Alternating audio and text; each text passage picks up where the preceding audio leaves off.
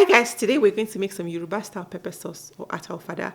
This is also called ata rice and really is kind of similar to Ayamase, but it's different because you don't use the green peppers and the palm oil that we're using is not bleached. So in this video, I'm using tatashe and shombo. They were previously dried, so I just rehydrated them in some water.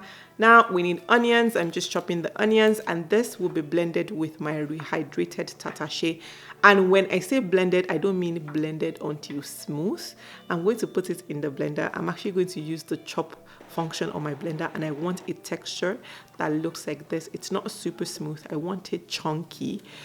So now we're getting into the meat. I'm using different cut of meat. So I'm using beef, I'm using shaki, I'm using pomo, I'm adding in some snails, I'm adding in some cow foot, and everything was previously boiled. So this is already pre-cooked meat.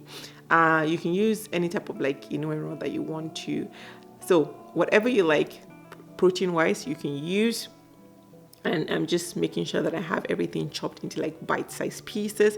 Iru is the star of the show, and because I'm using dried iru in this recipe, I just have to rehydrate it in some water, and that's what I'm doing because you don't want to use directly dried iru. So there. Now we're going to start with palm oil. So that's what we're adding into the pot, and we just want to heat it up a bit, and then we want to add the meat and really just fry the meat until it is golden. Make sure you stir it often, because otherwise it will kind of stick to the bottom. Now I'm adding in the pepper that we blended, and I'm going to give it a stir after I add in my iru. Just give it a good stir just to make sure that nothing is sticking, and then I'm going to reduce the heat and simmer it for about 10 to 15 minutes. Now I'm adding in my other meat because I didn't want them to fry. Now I'm going in with the eggs that I had, and I'm just going to mix everything in here.